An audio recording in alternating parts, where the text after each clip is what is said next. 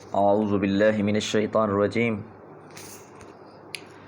بسم اللہ الرحمن الرحیم وما تکونوا فی شأن وما تتلو منہ من قرآن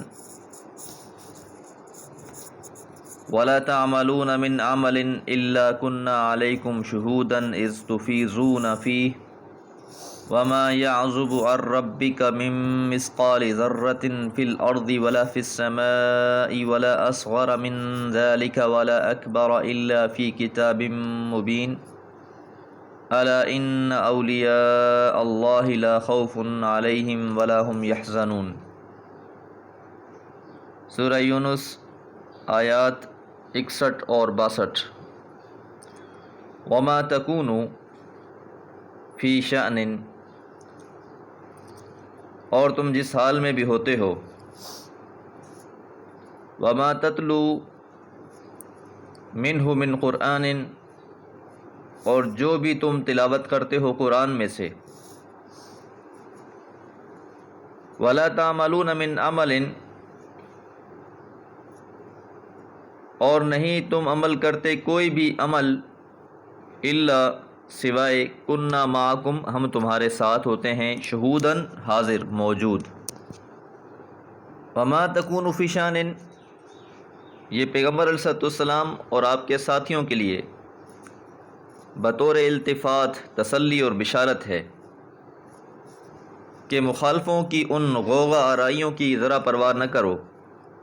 تم جہاں کہیں اور جس حال میں بھی ہو، عبادت اور اطاعت اور تذکیر و دعوت کی جس مہم میں بھی مصروف ہو، پورے توجہ، انہماک اور پوری یکسوئی اور دل جمعی کے ساتھ لگے رہیں۔ ہم ہر جگہ تمہارے ساتھ ہیں، تمہارے ایک ایک عمل کو دیکھ رہے ہیں، تمہاری حفاظت اور نگرانی کر رہے ہیں۔ تو یہاں انسان کو یہ بات سمجھانا مقصود ہے کہ انسان جس بھی حال میں ہے، اللہ اس کے حال سے باخبر ہے۔ جو بھی عمل کر رہا ہے، تلاوت قرآن مجید ہے، دعوت کا کام ہے، کوئی اور عمل ہے، تو جو بھی عمل ہے اللہ تعالیٰ اس عمل کو دیکھ رہا ہے۔ اذ تفیضون فیہ، جب بھی تم اس میں مشغول ہو جاتے ہو، وما یعزب، اور نہیں مخفی، عن ربک، تیرے رب سے، من مثقال ذرۃ، ایک ذرے کے برابر بھی، فی الارض، زمین میں، ولا فی السماء، اور نہ آسمانوں میں، ولا اصغر من ذالک، اور نہ کوئی چھوٹا اس سے، ولا اکبر، اور نہ بڑا، الا، مگر، فی کتاب مبین، وہ ایک واضح کتاب میں درج ہے۔ کہ کائنات میں کوئی بھی چیز ہے، زمین و آسمان میں کوئی بھی چیز ہے، ایک ذرہ بھی ہو، وہ اللہ تعالیٰ کے علم میں ہے، اس سے مخفی نہیں ہے، اللہ سے پوشیدہ نہیں ہے۔ تو اس لیے یہاں یہ بات سمجھانا مقصود ہے کہ جو انسان اللہ تعالیٰ سے جتنا تعلق اپنا جوڑتا جائے گا، اس کا توکل اور یقین اللہ پر اتنا ہی بڑھتا جائے گا، اور انسان کسی بھی حال میں اپنے آپ کو تنہا محسوس نہیں کرے گا۔ اسے یہ یقین ہوگا کہ میں اپنے رب کی نگرانی میں ہوں، میرے ہر عمل اور ہر کاوش کی نگرانی کی جا رہی ہے، کوئی بھی چیز زمین و آسمان میں اللہ تعالیٰ کے علم سے مخفی نہیں ہے۔ اور جب یہ اذ تفیضون فیہ افاظہ کے ساتھ فی ساتھ آ جائے تو اس کا معنی کسی شے میں غایت درجہ انہماک کے ہوتے ہیں، یعنی انتہائی توجہ کے ساتھ۔ تو یہاں اس قید سے ایک تو اس غیر معمولی انہماک پر بھی روشنی پڑی جو اقامت دین کی جد و جہد میں صحابہ رضی اللہ تعالیٰ عنہم کو تھا۔ دوسرے، اس سے تسلی کے مضمون کی بلاغت بھی دو چند ہو گئی، اس لیے کہ اس کا مطلب یہ ہوا کہ جب تم اپنے تن، من، دھن، ہر چیز سے بے پرواہ ہو کر اللہ کے کلمے کی سربلندی کے لیے جد و جہد میں لگے ہوتے ہو، اس وقت تمہارے پیچھے تمہاری نگرانی اور حفاظت میں اللہ مصروف ہوتا ہے۔ الا، سن رکھو، ان، یقیناً، اولیاء اللہ، اللہ کے ولیوں پر، لا خوف علیہم، نہیں ہوگا خوف ان پر، ولا ہم، اور نہ وہ، یحزنون، غم کرنے والے ہوں گے۔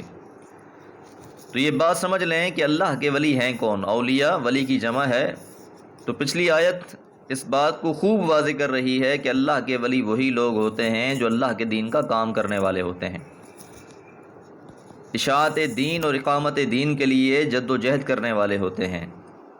جس طرح رسول اللہ صلی اللہ علیہ وسلم اور آپ کے صحاب نے کر کے دکھایا ہے۔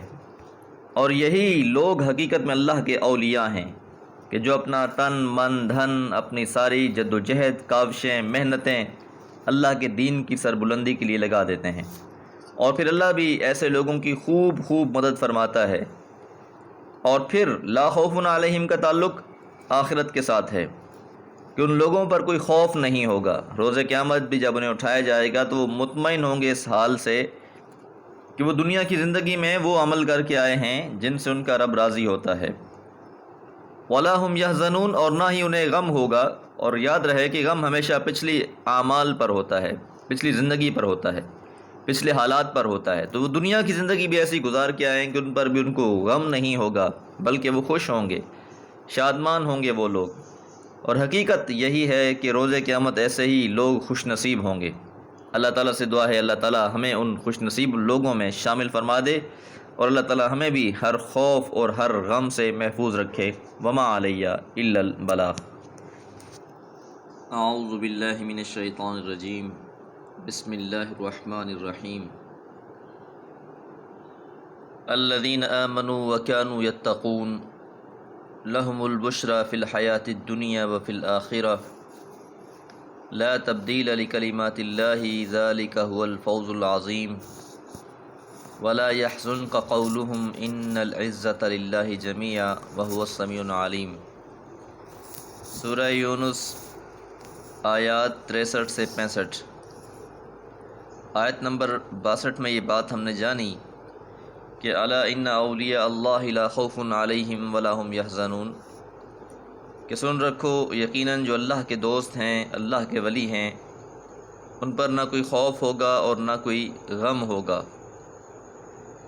اب آگے ان لوگوں کی صفات بیان کی گئیں کہ وہ کون لوگ ہیں۔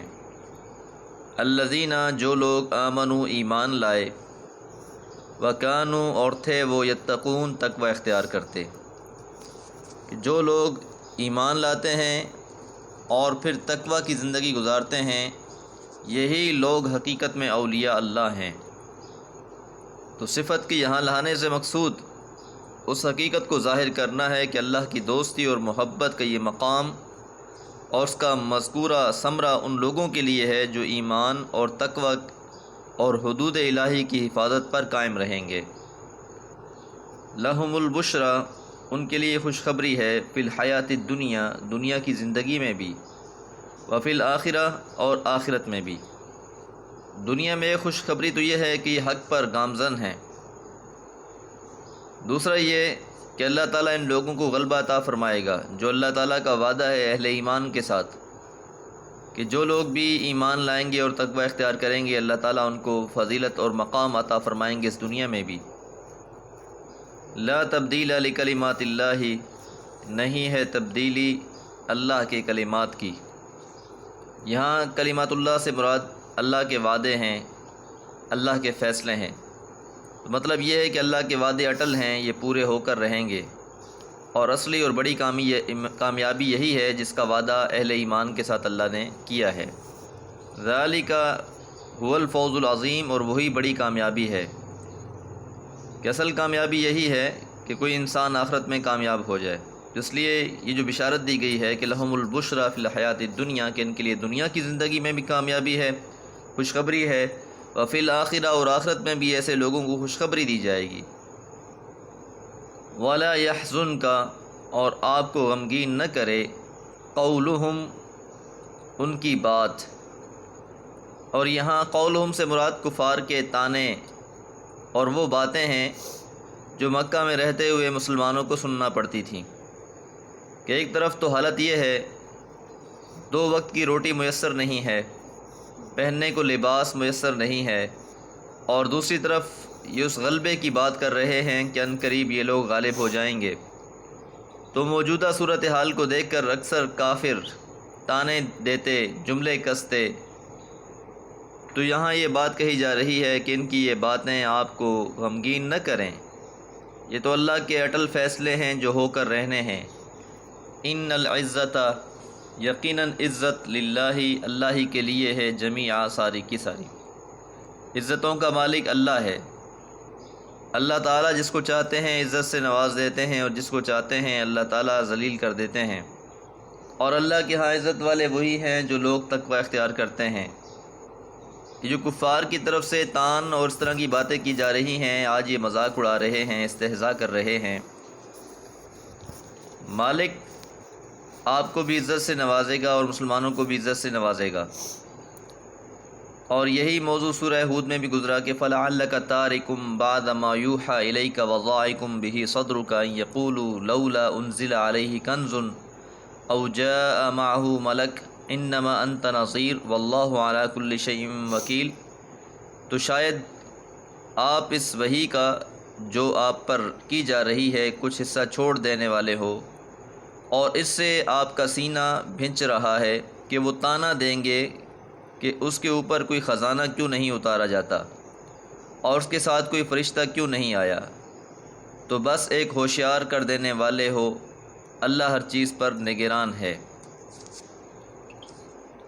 تو یہاں پر بھی یہی بات کہی گئی کہ ولا یحزنک، تو آپ کو غمگین نہ کرے قولہم، ان کی گفتگو، ان کی باتیں، ان العزت، یقین عزت، للہ اللہ تعالیٰ کے لیے ہے، جمیعا ساری کی ساری، هو السمیع العلیم، وہ خوب سننے والا اور جاننے والا ہے۔ اللہ ہر بات سن رہا ہے جو یہ باتیں کر رہے ہیں، اور اللہ تعالیٰ خوب جانتے بھی ہیں۔ اللہ تعالیٰ کا علم بہت وسعتوں والا ہے۔ اللہ تعالیٰ سے دعا ہے اللہ تعالیٰ قرآن فہمی کی توفیق عطا فرمائے۔ وما علیہ الا البلاغ۔